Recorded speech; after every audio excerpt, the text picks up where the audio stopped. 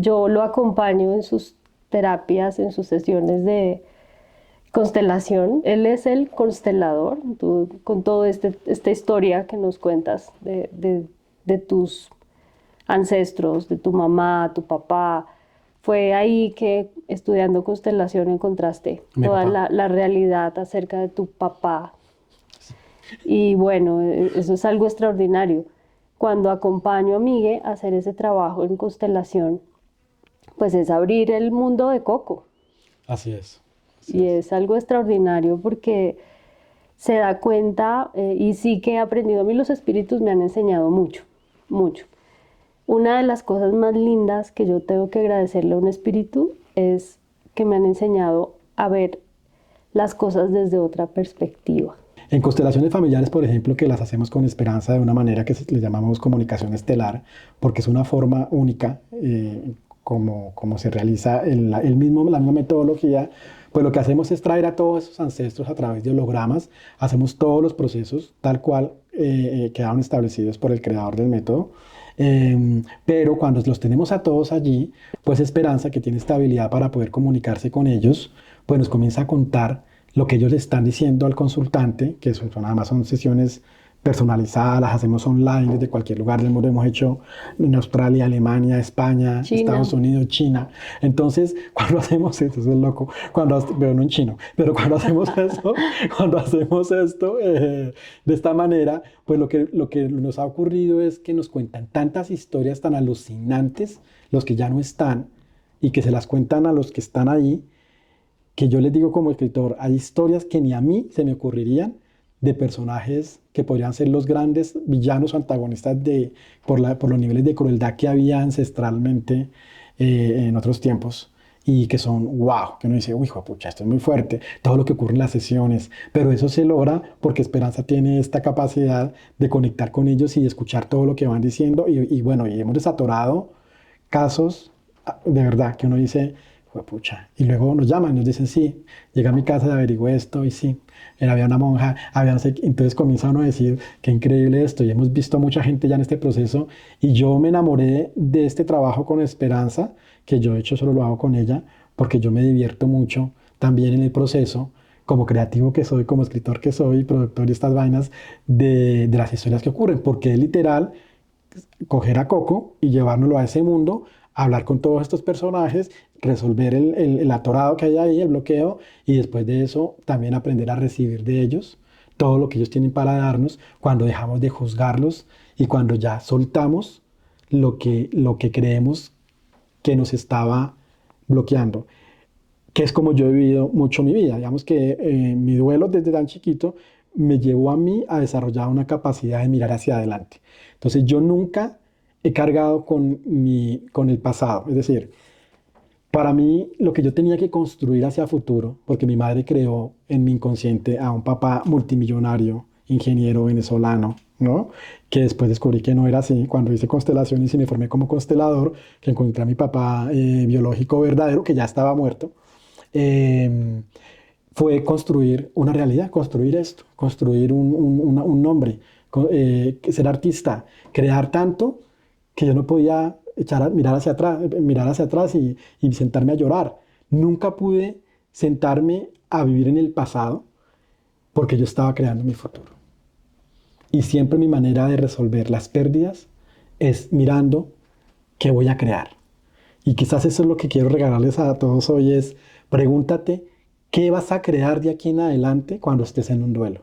¿Qué quieres crear? Y tal vez en ese momento digas, pero yo qué voy a crear si lo perdí todo, ¿no? Pues que todos nacemos muecos, calvos, en pelotos, sin dientes, o sea, nadie nace con nada y comenzamos a crear una vida. Entonces preguntarnos, ¿qué voy a crear si no te hubiera pasado? ¿Qué elegiría? ¿Qué crearía? Y comenzar a crear. Y entonces los ángeles, que también creemos mucho, Dios, la tierra, los seres que ya no están, comienzan a darnos respuestas, a veces dormidos, a veces a través de personas, a veces a través de símbolos, de rituales, de señales. Es escucharse a uno mismo para poder encontrar su propio camino. Yo en terapia veo mucho eso, es que la gente no sabe qué quiere crear, no sabe qué podría crear porque creen que crear solamente requiere de dinero. Y no. el dinero sigue a la creación. El dinero te respalda para que puedas crear. Y si tú no sabes qué vas a crear, no va a haber dinero. Cuando entramos en esa conciencia tan bonita, ¿m? Y poder acompañar a un paciente o sí, a un consultante en esos procesos, ¿cuál ha sido esa historia que te ha marcado a ti? Tenemos muchas, Sí, pero hay de repente algunas historias que sí que nos han conmovido en este tema de las constelaciones. hay muchas. Mira, hay una que a mí me sorprendió mucho, pues no vamos a hablar de quién la contó, pero una que a mí me sorprendió por el nivel de crueldad que me recordó a la película Flores en el Ático. Yo decía, Dios mío, esto puede ser real. Pues resulta que una niña que tenía unos temas de escasez muy profundos, la familia, creo que era una tía, les daban pan con pulgas. Y nosotros decíamos, ¿pero de qué está hablando? Sí, mataban pulgas y se las daban a comer en el pan. Y ella, cuando contaba esto, entró en un momento crítico, ¿no? Y lloraba, y entonces comenzamos a descubrir toda la miseria que hubo hacia atrás, ¿no?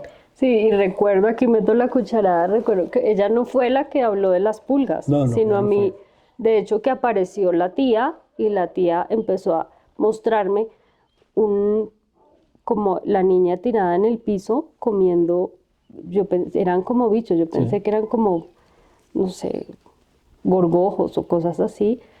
Y claro, esto fue abrirle ese recuerdo a esta niña, eso fue Fuerte. fuerte. Eso dentro de lo fuerte que uno dice, qué nivel de inconsciencia o anticonciencia puede existir en un ser humano que le pueda hacer esto a otro.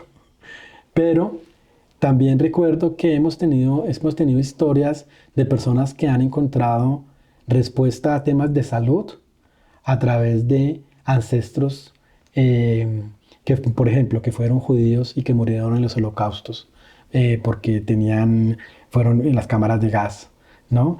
Cáncer, mucha gente con cáncer que también ha vivido procesos que fueron creados desde atrás, monjas, parientes no reconocidos que aparecen a reclamar su lugar y nos cuentan realmente quién es el papá, quién es el tatarabuelo.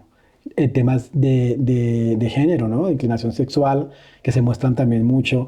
En Antioquia nos pasaba mucho, que eso me impresionaba, y es que en las sesiones olía mucho alcohol, porque además se manifiestan muchos olores, Sí, muchas sensaciones, y nosotros vivíamos hinchos allá porque la gente antioqueña antes tomaba mucho.